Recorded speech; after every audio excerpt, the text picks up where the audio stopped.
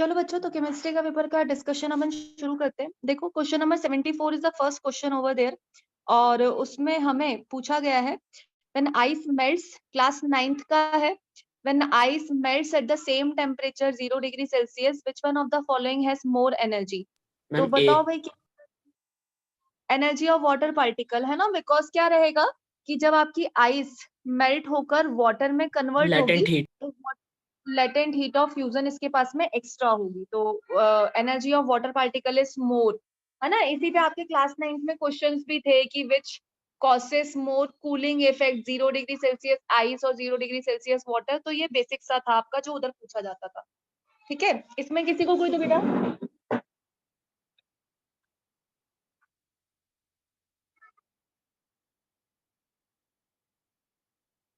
No ma'am.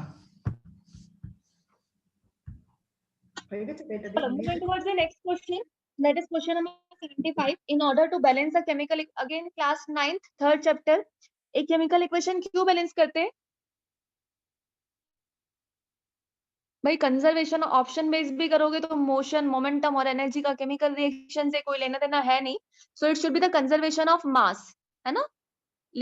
लेवोशियस conservation of mass, law of conservation of mass, जो कि मैंने आपको 10th का जब पहला चैप्टर पढ़ाया था केमिकल रिएक्शन एंड इक्वेशन, तब भी बोला था कि if you do not balance a chemical equation, like if I write this, so according to this equation I am using 12 gram of carbon, 32 gram of oxygen, and that is going to make 44 gram of carbon dioxide. यानी कि जितना mass of reactant मैंने use किया उससे कम product बना, so that is not possible. So in accordance of law of conservation of mass given by Lavoisier, I think all okay रहा होगा अभी तक. अगला देखो, which of the following phenomenon occurs when a small amount of acid is added to water? देखो, अगर मैं HCl को पानी में डालूंगी तो आएंगे हमारे आर्हेनियस जी, है ना, और कहेंगे कि जब ये पानी में डाले हो तो ये आयोनाइज होगा H प्लस एक्वस और Cl एक्वस आयन के अंदर. तो ionisation for sure, but it is more than one correct. तो तुम लोगों ने क्या लगाया है, बोलो? Ma'am 1 and 3। 1 and 3, हाँ, बॉम्बे. बिकॉज न्यूट्रलाइजेशन का कोई केस है ही नहीं, एसिड और बेस की रिएक्शन में न्यूट्रलाइजेशन होता है. पानी ऐड कर रही हूँ तो डाइल्यूशन का प्रोसेस बोल सकती हूँ. सॉल्ट फॉर्मेशन भी जब न्यूट्रलाइजेशन होगा तभी होगा, सो इट शुड बी 1 and 3. कोई दिक्कत है तो मुझे बताना, उसको हम और इलोबोरेट कर देंगे. ठीक है,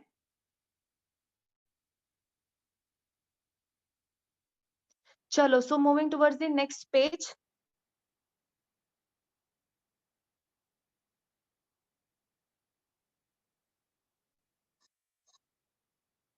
देखो, क्वेश्चन नंबर 77, इसमें कोई कंसर्न है किसी का? 77 देखो, which of the following statement is ma'am usually 2 and correct? 4। 2 and 4. तो एक बार देख लो क्या है. They are good conductor of electricity? नहीं, that is covalent bonding, so they are not good conductor of electricity. They are poor conductor of electricity. Have strong forces of attraction between their molecules. Between two organic molecule, mostly there is van der Waals force of attraction और hydrogen bonding, और ये दोनों ही तरीके के bonds आप जानते हो कि that is a weak force of attraction. So it should be 2 and 4, यानी कि दिल्ली होना चाहिए. 78 में देखो, एसिड बेसिस एंड सॉल्ट जब आपको पढ़ाया था, क्या मार्क किए हो इसको? मैम H2CO SO3 मैम, क्योंकि बाकी सारे स्ट्रॉन्ग एसिड्स हैं। Yes ma'am. स्ट्रॉन्ग एसिड है, वेरी गुड. तो मैंने आपको 5-6 स्ट्रॉन्ग एसिड्स के नाम लिखाए थे और बोला था इसके अलावा जो भी है वो सब वीक एसिड है. यस तो मैम, ये भी देवरूप लिखाया ने था मैम सल्फ्यूरिक. कहा था कि एक ट्रायो बनता है, तो मैम वही ट्रायो याद रहा। ट्रायो क्या था? मैम देवरूप ने कहा था कि ट्रायो होता है सल्फ्यूरिक एसिड, नाइट्रिक एसिड और हाइड्रोक्लोरिक एसिड। अच्छा, मतलब ट्रायो रिलेटेड टू, ऐसे तुमने याद करने के लिए अपना बनाया है ये? मैम देवरूप ने पढ़ाया ना, इसलिए याद रह गया। अच्छा, मैंने भी पढ़ाया था. अभी नालायको तुम्हें स्ट्रॉन्ग एसिड्स के नाम. It is sulphuric acid, nitric acid, hydrochloric acid, picric acid is also the strong acid. ये सब आपके नोटबुक में लिखे हुए हैं, पर चलो, हैदर बाय हुक और crook, now we have the correct option है सल्फ्यूरस एसिड. अब ये तो यार एनसीईआरटी का क्वेश्चन है, बोर्ड्स में पूछते हैं. A milkman adds a very small amount of baking soda to the fresh milk, why? Fermentation कैसे होगा मैम, ये मेरा गलत चला गया। मैम बी होगा भाई इसका। हाँ, बॉम्बे होगा बेटा. क्योंकि क्या होता है यार कि मिल्क का मतलब अगर एसिडिक मीडियम आप रहने दोगे तो एसिडिक मीडियम में फर्मेंटेशन होता है ना, कर्ड फॉर्मेशन जब होता है तो बेसिकली इसीलिए होता है कि फर्मेंटेशन वहां पर हो रहा है और एसिडिक मीडियम है। एसिडिक मीडियम में फर्मेंटेशन की रेट हो जाती है फास्ट, तो हम बेकिंग सोडा डालते हैं which is a basic salt जो पीएच बेसिक में की तरफ लेके जाएगा और फर्मेंटेशन की रेट डिक्रीज कर देगा। ना ये गलत कर दिया तूने, to decrease the rate of fermentation. बेटा बोर्ड्स में भी पूछते हैं ये क्वेश्चन, तो प्रीवियस ईयर पेपर्स अगर आप देखोगे तो आप पाओगे। लेकिन चलो मैम मूविंग अहेड। एसएसपी में मैम बहुत अच्छा किया है मैम। अच्छा चलो गुड। मैम उतना भी अच्छा नहीं है मैम, क्योंकि एलन की आंसर की पता नहीं शायद गलत दे रखी है, क्योंकि मैम एलन की आंसर की में कुछ गलत दे रखा है मुझे लगता 38 आ रहे हैं मैम एसएसटी में मैम, इतना खतरनाक सब्जेक्ट और इतने खतरनाक है। मार्क्स। मैम आंसर की एलन की आंसर की से तो 4 गलत हो रहे हैं, पर मैम होने तो 2 ही चाहिए। देखते हैं बेटा, अभी आप मैम केमिस्ट्री का अपन एलन सॉल्व कर लेते हैं और इसके एलन के अकॉर्डिंग आप देख आंसर लेते हैं। की के हिसाब से मेरे अभी 171 मार्क्स आ रहे ओवरऑल। अच्छा ओवरऑल आंसर की रिलीज कर दी गई उन्होंने मैट सेट के में भी दोनों कर की। दी, यस मैम दोनों तो के हमने लिए। लिंक भेजा था हमें। अच्छा चलो ठीक है, आप केमिस्ट्री का अपन देख लेते हैं यहाँ पर, तो उसके हिसाब से, और मैट का भी सर ने डिस्कस किया है, तो अगर तुमको कोई लर्ज है कि यार आंसर की वहां पे गलत है तो आप अकॉर्डिंगली यहाँ पर देख सकते हो। देखो read carefully the following statement, class 9th यार इजी सा पेपर है, इसमें क्या गड़बड़ की हो तुम बताओ भैया, इसमें क्या होगा? हर्षित ने ऑल ऑफ द करेक्ट लगा रखा है। मैम इसका तो मैम सी होगा। यस मैम 80 सी का। होगा। All ions have same number of valence electron, एकदम सही बात। All ions belongs to the elements of same period of the periodic table। तो नालायक को मैंने इस दिन के लिए तुम्हें पीरियोडिक टेबल याद नहीं करवाई थी। ऑक्सीजन और फ्लोरीन सेकेंड पीरियड से है और सोडियम और मैग्नीशियम थर्ड पीरियड से है, so they do not belong to the same period. और मुझे इसमें से करेक्ट स्टेटमेंट पिक करना है, करेक्ट स्टेटमेंट पिक करना है, so it should be first and same configuration रहेगा, same number of electron shell रहेंगे, तो फर्स्ट थर्ड एंड फोर्थ। हाँ बिल्कुल सही, सी होगा। 81 में क्या रहेगा भाई, क्या लगाए हो तुम लोग? मैम मैंने डी दिया था इस मैम डी होगा। मैंने सी कर दिया इसका। मैम डी होगा। सी लगाया तूने इसका, सोहम कह रहा है ना ये? नहीं मैम मैंने गलती से सी कर दिया। रौनक, मुझे आवाज Yes. नहीं समझ में आ रही। रौनक यस मैम मैं ही कह रहा हूँ मैम, मैं रौनक हूँ मैम, मैंने डी बेटा किया था। ये सिला मिस्टेक है, सिला सिला, ठीक है, एक होता है सिली मिस्टेक। अगर तुम ये गड़बड़ करके आए हो बालक, क्या है तो रौनक बेटा, तो मैम यार कैसे क्या? मैम इसका सी होना चाहिए या डी? पीरियड नंबर होता है वो तो शेल डिसाइड करता है ना, शेल नंबर पीरियड डिसाइड करता है। ईडी वाले से आता है मैम, वो मैम 11 का कंसेप्ट लगता है यहाँ पे। अरे क्या बात कर रहे हो तुम लोग भैया। देखो two elements P and Q have 5 and 7 electrons in their outermost shell, तो P के outermost मैम shell आप में कौन 5 से का इलेक्ट्रॉन। डिस्कस कर रहे हो मैम? मैं 80 का डिस्कशन बता रहा किसकी हूँ चल रही है? मैम, मैं मैं 80 का 81 बता रहा हूँ 80 तो मैं- हो गया ना मेरा, इट शुड बी सेल। ये सुन 81 का मैंने सी कर रखा है। मैम। 81 का मैंने डी दिया था। यस मैम डी है उसका। देखो बेटा P की आउटर मोस्ट शेल में अगर 5 इलेक्ट्रॉन है तो वेरी ऑब्वियस कि ये K शेल तो नहीं है, बिकॉज K शेल के अंदर तो मैक्सिमम 2 ही आ सकते हैं। और अगर ये K शेल नहीं है तो मैं K शेल में 2 इलेक्ट्रॉन भरी होंगी ना, फिर उसके बाद में इस शेल का नंबर आया होगा। तो अगर मैं मिनिमम मोस्ट कंडीशन ले रही हूँ, मैं सोच रही हूँ कि this is the L shell which is the मतलब मिनिमम कंडीशन, M भी हो सकती है, F भी हो सकती है, कुछ भी हो सकती है, बट अगर मैं इसको L शेल ले रही हूँ तो K शेल में 2 इलेक्ट्रॉन भरे हुए होंगे, तो इसके पास टोटल इलेक्ट्रॉन्स है 7 और एटॉमिक नंबर है इसका 7। और अगर मैं बात कर रही हूँ Q की, कह रहे हो आप उसकी वैलेंस शेल के अंदर 7 इलेक्ट्रॉन्स प्रेजेंट है, तो तो उसका वेरी 9 ऑब्वियस होगा। तो उसका 9 हो जाएगा। This should be none of the above.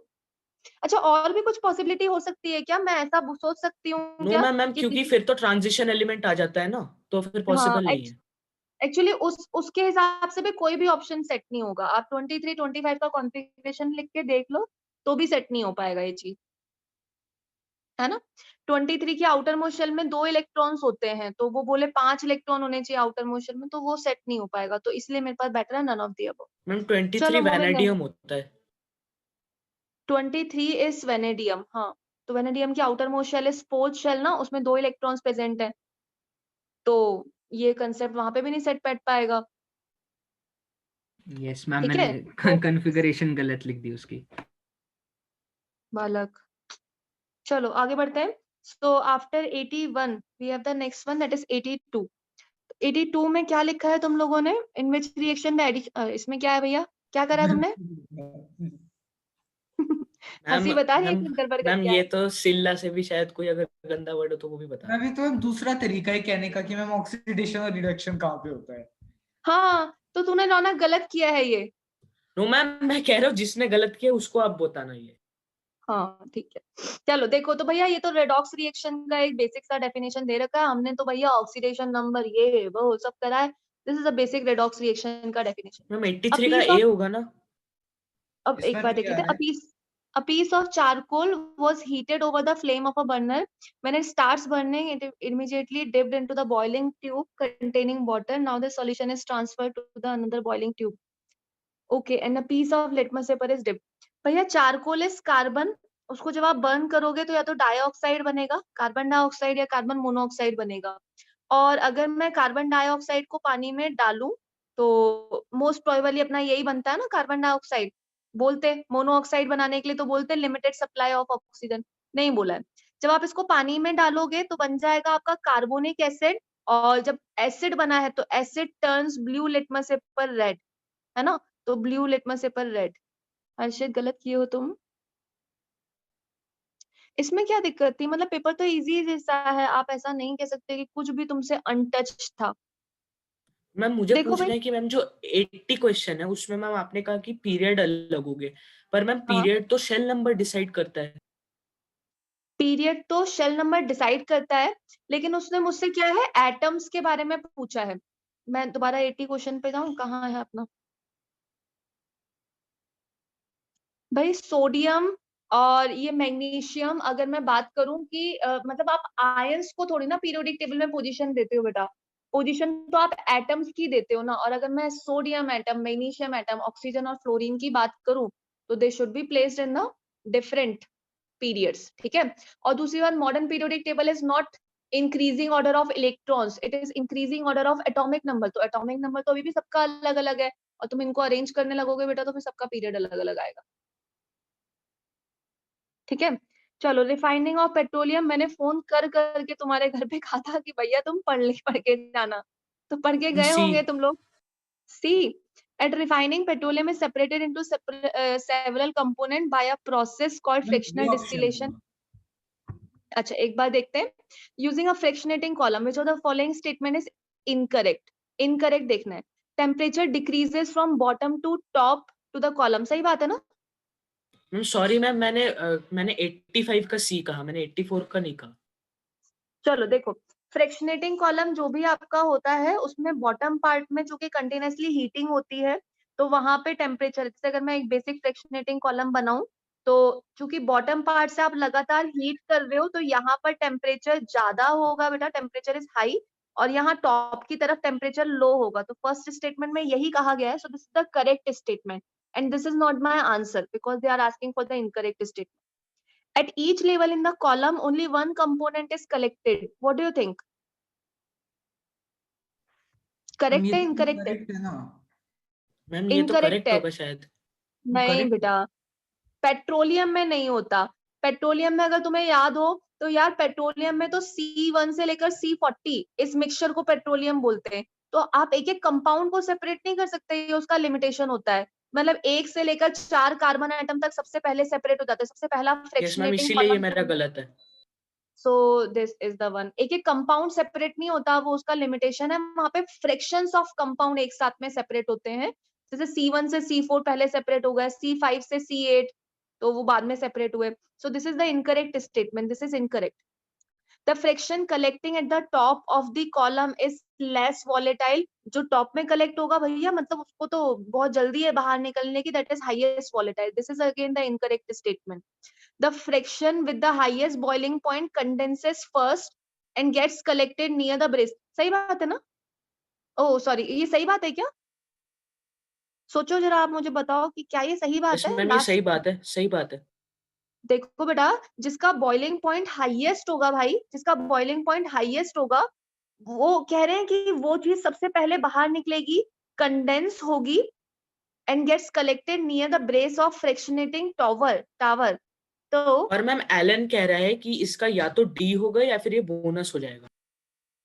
Yes अच्छा यस मैम। मैम। चलो, अभी पहले उधर के बाद में देखते हैं बेटा, पहले अपन इसका ऑप्शन देख लें। इट इज द फ्रैक्शनेटिंग मेरे ख्याल से कंडेंसेस का मतलब ये ऐसा है कि बॉयल इससे बाहर निकलेगा, कंडेंसेशन होगा और दूसरी तरफ कलेक्ट होगा, ऐसा ही होता है ना ये?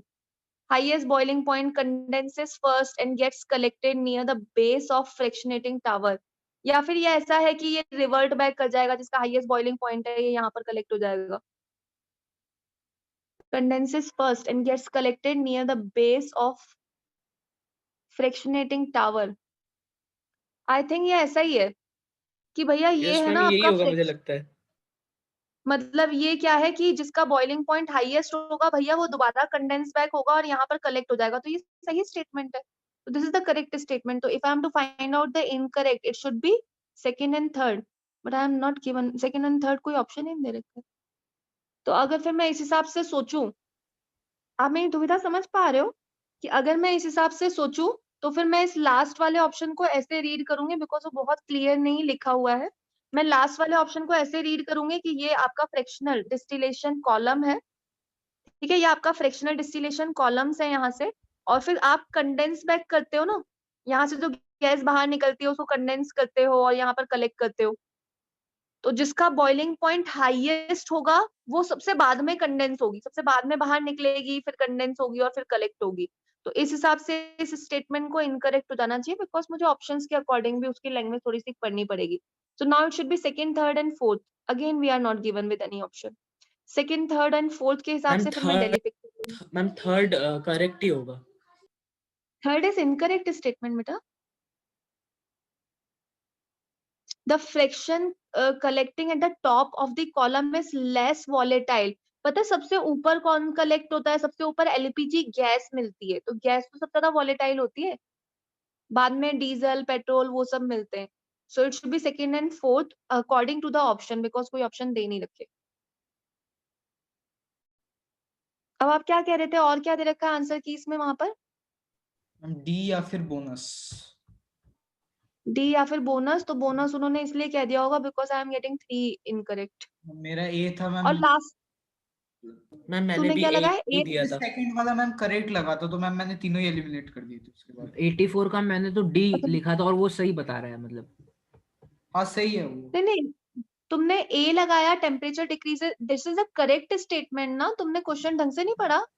नहीं मैम, दे आर मैं तो आस्किंग वो फॉर सही क्या वो इनकरेक्ट पूछ रहे हैं ना, तो फिर 2 और 4th इनकरेक्ट है. हाँ मैंने मैम हाँ बी वाला जो किया था, मैम बी वाला मुझे करेक्ट लगा था, तो मैम मैंने बी वाला करेक्ट देखते ही मैम तीनों ऑप्शन को मैंने मैम एलिमिनेट कर दिया था. यस मैम, मैंने भी बिल्कुल यही किया था. मैम मुझे लग रहा था कि 1 तो करेक्ट ही होना चाहिए, क्योंकि हीट तो नीचे से कर.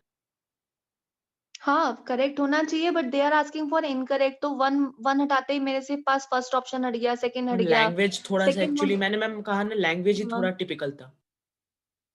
हाँ, और ये लास्ट वाले ऑप्शन की लैंग्वेज थोड़ी सी मतलब बहुत प्रॉपरली क्लियर नहीं है. What they are asking for, they are asking for condensation जब आपने करवा दिया, जो चीज कलेक्ट हुई उसके बारे में, या फिर फ्रैक्शनेटिंग कॉलम में भी तो लगातार कंडेंसेशन और बॉइलिंग चलती रहती है ना, तो they are asking for what, इसके बारे में पूछ रहे हैं, कंडेंसर के बारे में पूछ रहे हैं. पर अगर मैं बेसिकली ऑप्शन बेस पे जाऊं बेटा, तो फिर मैं डी को क्लिक करूंगी, because second it is incorrect no doubt, third it is incorrect and fourth मेरे पास कोई ऑप्शन ही नहीं है. मैम एक्चुअली ये ऑफिशियल नहीं है ना, तो हम इसको मतलब कि ना भी मान सकते. ना भी मान सकते हैं मतलब मतलब कि मैम मैम ऐसा नहीं है कि मतलब कि स्कोर निकल जाएगा मैम, मतलब एग्जैक्ट स्कोर नहीं निकलेगा. यस मैम, मतलब कि ऐसा नहीं है कि मेरे अगर 20 गलत है तो 20 ही असली में गलत है, तो मैम उससे ज्यादा भी हो सकते हैं, उससे कम भी हो सकते हैं. मतलब मैम थोड़ा देखो बहुत डिफरेंस रहेगा. देखो यस केमिस्ट्री मैम. में अभी तक हमने जो भी क्वेश्चन किए ना, उसमें other than 84 we are 100% sure कि भैया वो वही है. 84 में थोड़ा सा ऑप्शंस वाइज नहीं बैठ रहा, तो हाँ हो सकता है बोनस डाल दें, या फिर हो सकता है दिल्ली डाल दें, और कोई कॉल नहीं है उनके पास में. तो इसके अलावा आप जो मैं आंसर्स बता रही हूँ उसके अकॉर्डिंग आप अपने करेक्ट स्कोर निकाल सकते हो. 85 just check it. Combustion products of methane. So methane के कंबशन से मोनोऑक्साइड भी बन सकता है, डाइऑक्साइड भी, अनबर्न्ड कार्बन भी रह सकते हैं, water. So I think it should B Agra. क्या लगाया तुमने? मैम एक जगह पे चेक किया था गूगल पे, हाँ H2 दे रखा था. हाँ बेटा, वो जब बहुत हाई टेम्परेचर आप दे दोगे तो H2O can decompose and hydrogen gas would be form, but that's a very rare case. और इन्होंने हमारा क्या मिक्स कर दिया है इसमें, इसमें इन्होंने अनबर्न्ड कार्बन मिक्स किया है. तो मैं इसको ज्यादा प्रेफर करूंगी बेटा, दैट इज पर अनबर्न्ड मैम ये कार्बन तो वुड गलत बी। बात है ना मैम, सी भी सही हो सकता है। यस मैम, मैंने भी सी किया था। तो इसमें अनबर्न्ड कार्बन में फिर ऐड होने चाहिए, और फिर क्या रहता है, अगेन आपको ऑप्शंस के अकॉर्डिंग कॉल लेना पड़ता है।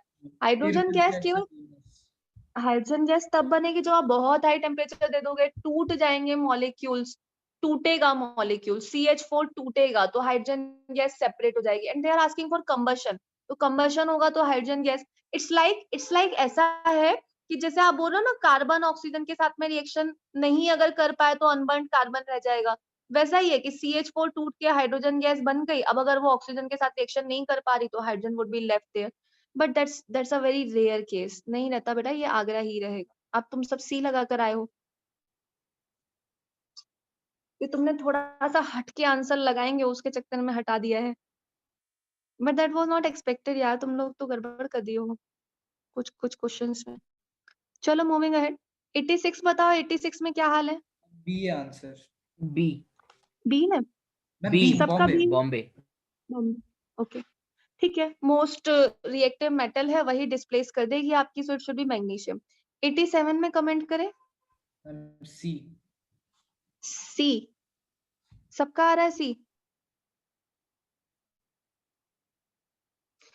देखो भाई, क्लोरीन गैस जो होती यस है मैम। वो आप अगर, मतलब मैट्रिक्स मैच में क्या फायदा होता है बेटा कि अगर आपको एक आधी चीज भी आती हो आप कर जाओगे, जैसे hydrogen gas it Burns with a pop sound, everybody knows, दुनिया जानती है।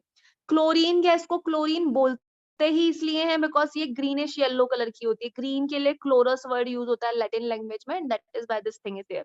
हम शायद जब कार्बन डाइऑक्साइड और सल्फर डाइऑक्साइड की प्रॉपर्टीज की बात कर रहे थे और आपने TMH भी लगाई है, वहां एक क्वेश्चन पक्का आया होगा, कार्बन डाइऑक्साइड और सल्फर डाइऑक्साइड जो होती है वो एसिडिफाइड पोटेशियम डाइक्रोमेट को ग्रीन कर देती है, तो दिस इज द थिंग।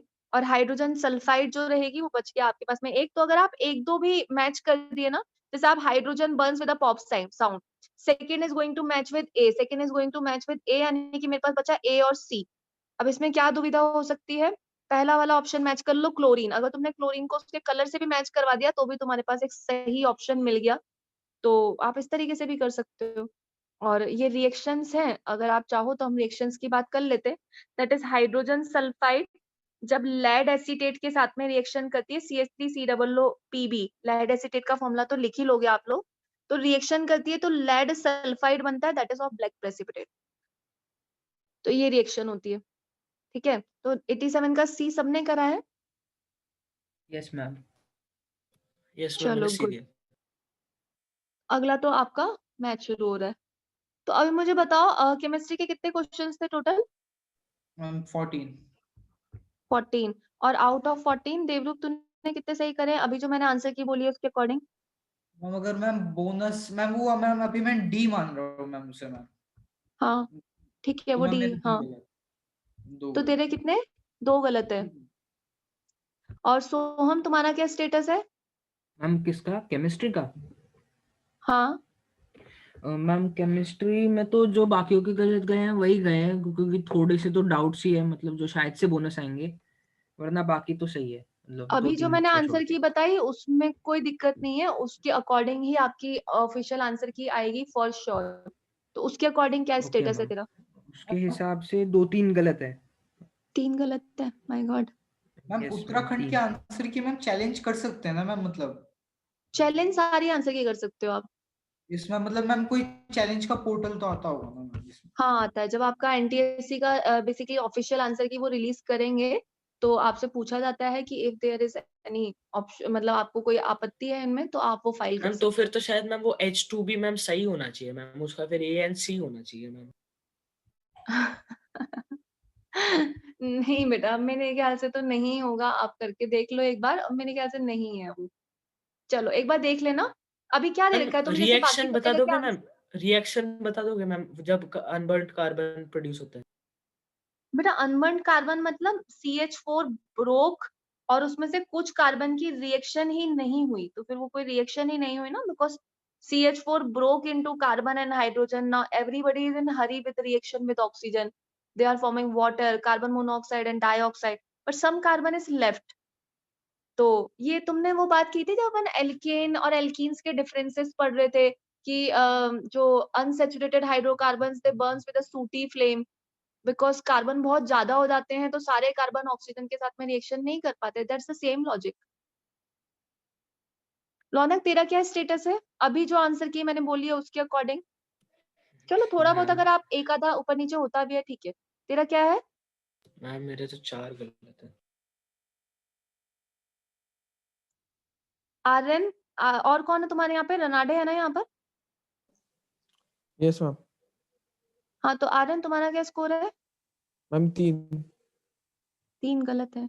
चलो कोई नहीं। और ठीक है, थोड़ा बहुत अगर आपको लग भी रहा है तो अभी एक बार ऑफिशियल आंसर की आ जाएगी तो आप लोग चेक वगैरह और सारी चीजें कर सकते हो। ठीक है, कोई बात नहीं। तो अभी थोड़ा सा अब आगे के लिए सोचो। ठीक है, हमने अपनी तरफ से अच्छा किए हैं और बाकी लोग कैसे किए हैं। नेट कट ऑफ केमिस्ट्री में मैडम मुझे इजी लग रहा है पेपर। तो अगर आपने 2 या 3 गलत किए हैं, 3 तो बहुत ज्यादा हो गया, 2 गलत किए हैं ठीक है, कर सकते हैं आगे बात। और बाकी आपका फिर ओवरऑल पेपर पे डिपेंड करता है आपने ओवरऑल बाकी टॉपिक्स कैसे अटेंड किए। ठीक है, और ये इस बात पर भी डिपेंड करता है वेरी ऑब्वियस कि भैया बाकी बच्चे कैसे करें। ठीक है, चलो तो हम 2 या 3 क्वेश्चंस की गलती को मान के लेके चल रहे हैं कि ठीक है कोई बात नहीं। और ठीक है, अभी एक ऑफिशियल हम लोग बात कर लेते हैं और हम लोग देखते हैं कि भैया कट ऑफ हमारे अकॉर्डिंग कितनी रहनी चाहिए। और ठीक है, अब हो गया ये आपका स्टेज 2 फरवरी में ही है, पता है ना आपको? मैम वो मैं पिछले साल मैम वो अभिषेक भैया मानसी दीदी उनका है। हमारा जून क्या? को है। हमारा 13 जून को है। 13 जून को है। ओके, तो अभी फिर अब आप लोग थोड़ा सा आगे की अपनी रणनीति डिसाइड करो कि अब समय नहीं वेस्ट करो। बोर्ड्स भी थोड़ा सा आगे खिसक रहे हैं, क्या सीन बैठ रहा है, तो अब थोड़ा सा बेटा आगे के लिए पढ़ो। और ठीक है, चलो hope for the best, all the best बच्चों। मिलते हैं फिर अपन नेक्स्ट क्लास में, कर लेना यहाँ तक। ठीक है, thank you ma'am. Thank you welcome ma'am. बेटा, वेलकम बच्चों। Thank you ma'am. वेलकम बेटा, चलो बाय बाय, टेक केयर और पढ़ लो। और ठीक है, फिर मिलते हैं आगे।